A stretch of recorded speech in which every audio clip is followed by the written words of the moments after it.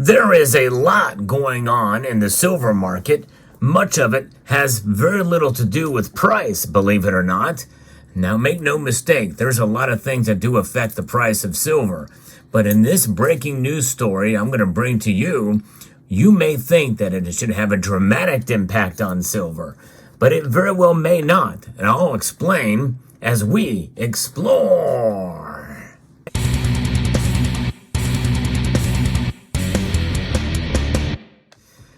Part of the reason why it may not have as dramatic an impact on prices because of the source from which this press release comes from. Whenever you see the term press release in general, usually that is a post or a news story from essentially the organization, which means it's going to be biased. And that is exactly the case here.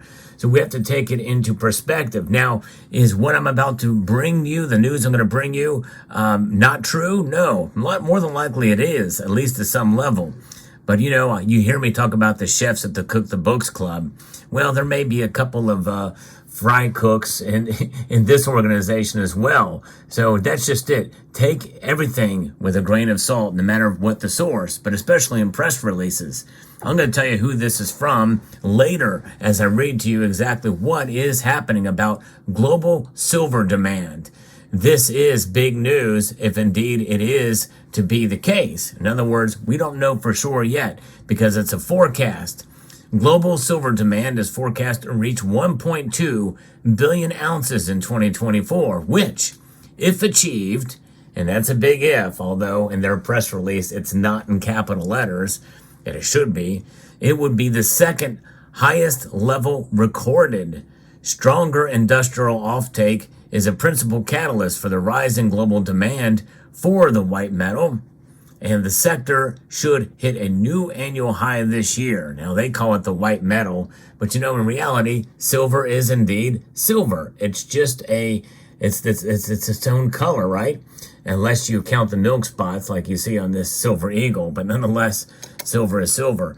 Now, when you read that headline and that little paragraph, you might think, hey, that means silver's price is going to go up. And you know what? I don't discount the possibility that it could.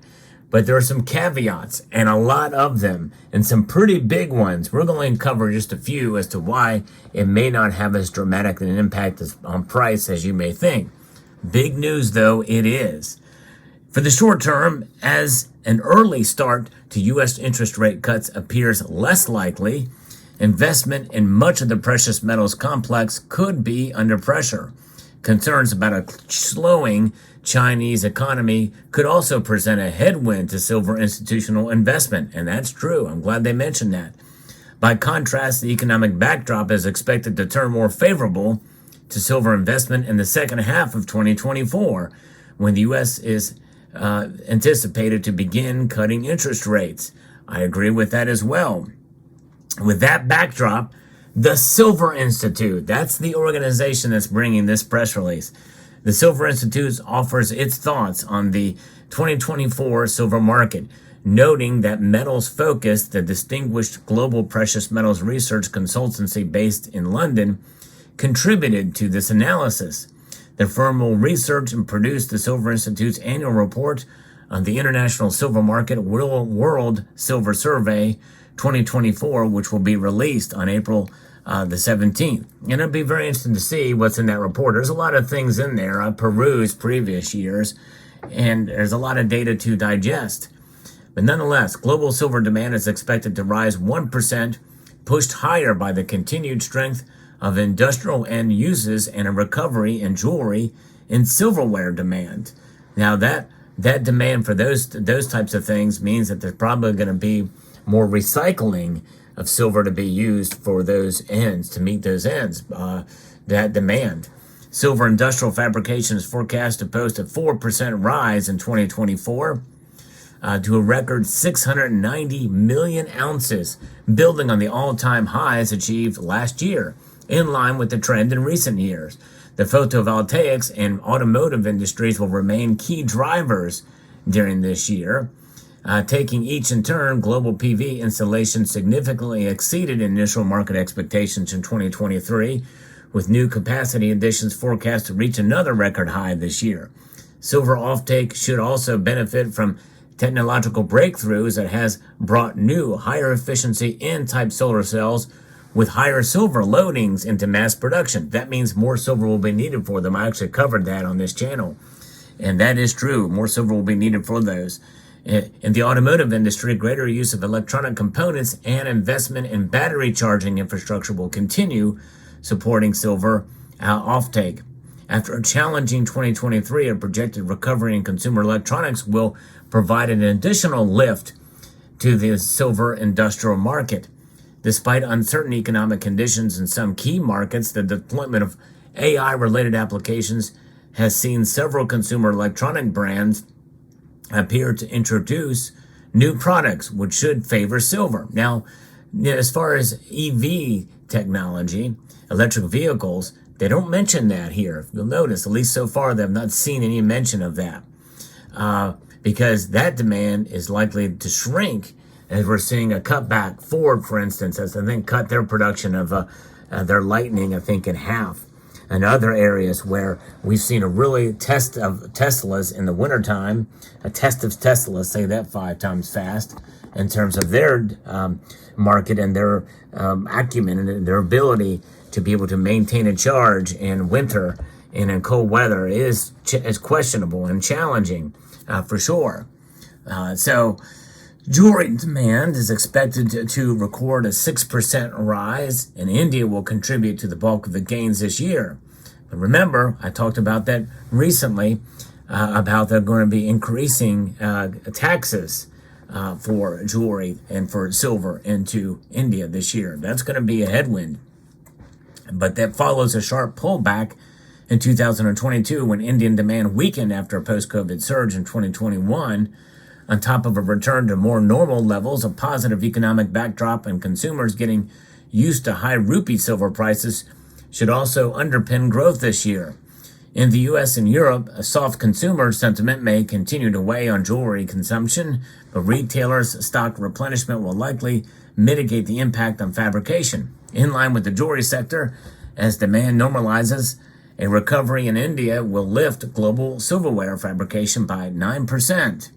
Now, by contrast, silver physical investment like bars and coins and rounds is projected to decrease by 6% to a 4-year low. That is a caveat indeed. And by the way, it didn't with me, but remember, some things you buy, you don't get new stuff. You can get the old stuff, even old stuff that looks new. I'm going to show you in a minute the piece of silver that I bought today.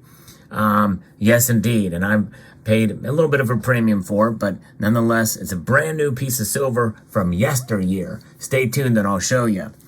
Nonetheless, that is quite interesting. Losses dominated by the U.S. solid economic growth and further gains in the U.S. stock market will be key drivers behind weaker investor interest across all precious metals, coins, and bars. In India and Europe, a modest recovery is expected this year, compared with a depressed 2023 total. In the former, as Indian investors become accustomed to high rupee prices, bargain hunting is expected on price dips even with a recovery. Europe's total volumes will remain near multi-year lows. So they're going into some nuance here and even admitting that likely there will be less demand for physical silver in the United States and the Western world. But I tell you, folks, if you're in a buying mood, this is the time to do it when prices are low, when it's unloved. And this is why we're seeing lower premiums right now. Now, total global silver supply is forecast to grow by 3% in 2024 to an 8-year high of 1.02 billion ounces, entirely led by recovery in mine output. Silver mine production in 2024 is expected to rise 4% to 843 million ounces, the highest level since 2018. So there you go. This growth is to a large extent reliant on undisrupted operations in Newmont's Penasquito gold mine in Mexico, the commissioning of Polymetal's Prognos silver mine in Russia, and the startup to Goldfields Salaries Norte gold mine in Chile, and the continued ramp up of operations of Coyer's Rochester expansion project in the United States.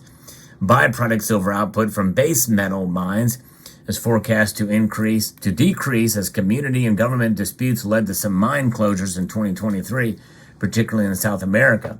Furthermore, there is an impending risk to silver output from zinc mines that may continue to face mine suspensions due to weak zinc prices. Remember what I talked about with Mexico? They may actually run out of mineable silver by 2026. But silver recycling is expected to edge lower, with volumes likely to drop by 3% to a 3-year low. So we'll see here. Will that be able to meet demand? And with the increased mining and some of these other projects, we'll see. Lower jewelry and silverware scrap supply will account for most of this year's losses. Photographic scrap is also expected to weaken due to structural factors, leaving industrial recycling the only area anticipated to record modestly higher volumes. So that's just it, folks. Recycling is key here.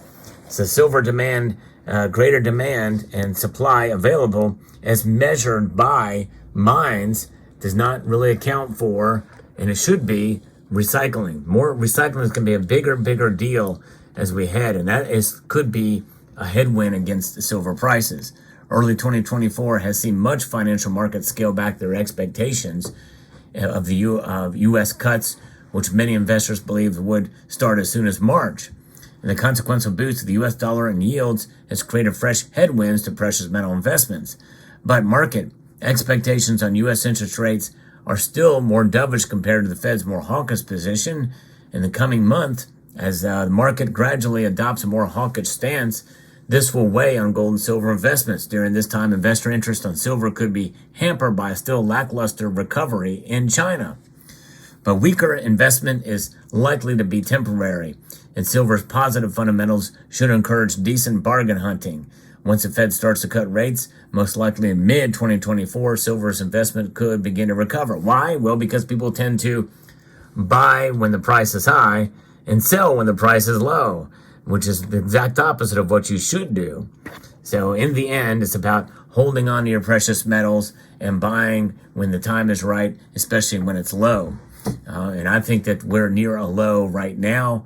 We're above 23 now, but we could see it dip back down to the low 22s sometime. We'll see here. Now, I made a purchase today, and just because it was pretty, you know what I mean? So I thought I'd decide to go ahead and do it. I bought a 1964 $half silver from yesteryear, paid $9.25 for this thing. Not the best deal, but still, I guess when you put that together, that's about $19 per dollar and a little bit of a premium.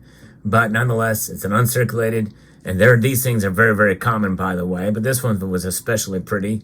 They let me kind of cherry pick through it. So I thought, you know what, I'm going to just pick this thing up, add it to the stack here, a little bit here and there. That's what I like to do. So I've not really stopped buying silver, but nonetheless, I enjoy it. There you have it. Let me know what your thoughts are in the comment section down below. Hope you found this video informative, insightful, and educational. If you enjoy videos like this, I hope you will consider subscribing to the channel, pressing that like button down below. And I want to extend a multitude of gratitude to each and every one of you for taking the time to watch, and encourage you to please rate, share, comment, and watch these videos at the end.